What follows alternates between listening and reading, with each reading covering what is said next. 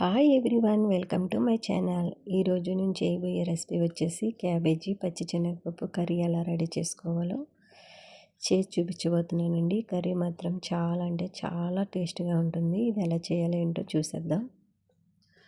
ముందుగా ఒక గిన్నె పెట్టుకొని అందులో మనకి ఒక 3 స్పూన్ల ఆయిల్ వేసుకోవాలి. ఆయిల్ వేసుకున్నాక ఆయిల్ వేడెక్కిన వెంటనే ఆనియన్ వేయాలి అండి. ఆనియన్ పచ్చిమిర్చి వేసుకొని ఒక 2 నిమిషాలు బాగా ఫ్రై చేసుకోవాలి.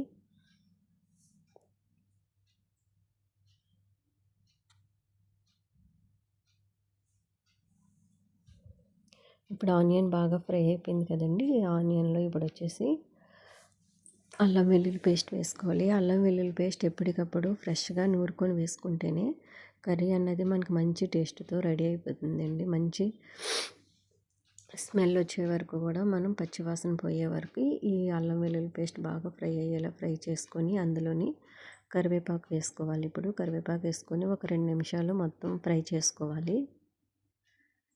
ఇప్పుడు బాగా ఫ్రై అయిపోయినాయి. ఇప్పుడు ఇందులో ఒక 1/2 టీ స్పూన్ పసుపు వేసుకోవాలి. ఒక 2 నిమిషాలు బాగా ఫ్రై చేసుకోవాలి. ఇక పచ్చివాసన పోయే వరకు అల్లం వెల్లుల్లి పేస్ట్ పచ్చివాసన పోయే వరకు కూడా ఫ్రై చేసుకొని ఇప్పుడు ఇందులో టమాటాలు వేసుకోవాలి. నేనైతే ఇక్కడ ఒక పెద్ద టమాటా చిన్నగా కట్ చేసి వేస్తున్నానండి. క్యాబేజీ కర్రీకి ఎక్కువ టమాటాలు ఎక్కువ వేయకూడదు. దానికోసమని ఒక్క టమాటా మాత్రమే నేను యాడ్ చేశాను.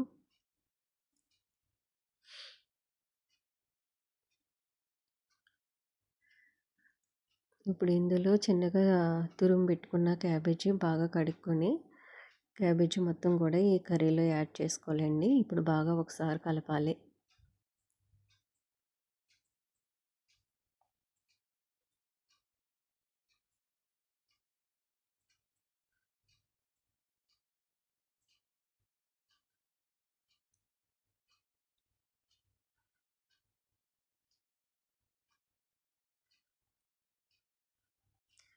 ముందుగా అరగంట సేపు నానబెట్టుకున్న పచ్చిశనగపప్పు ఇప్పుడు ఒక 2 సార్లు కడుక్కొని శనగపప్పు కూడా నీళ్ళన్నీ వడకట్టుకొని అప్పుడు క్యాబేజీలో అయితే శనగపప్పు మొత్తం వేసుకోవాలండి. వేసుకొని ఒక 2 నిమిషాలు బాగా ఫ్రై చేసుకొని మూత పెట్టుకోవాలి.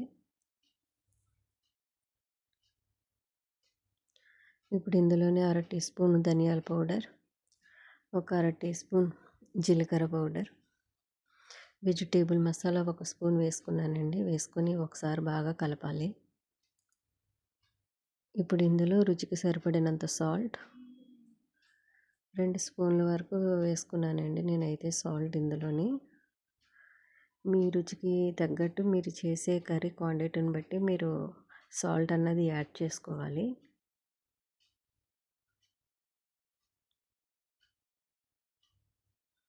ఇప్పుడు ఒక 2 నిమిషాలు బాగా ఫ్రై అయినాయి కనుక ఇందులో నేను కారం వేస్తున్నాను. ఒక 2 స్పూన్లు కారం వేసుకోవాలి.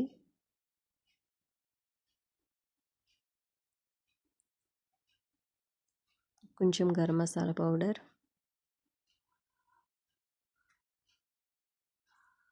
ఇవన్నీ వేసి బాగా ఫ్రై చేయాలి. క్యాబేజీ మొత్తం బాగా ఫ్రై చేసుకోవాలి.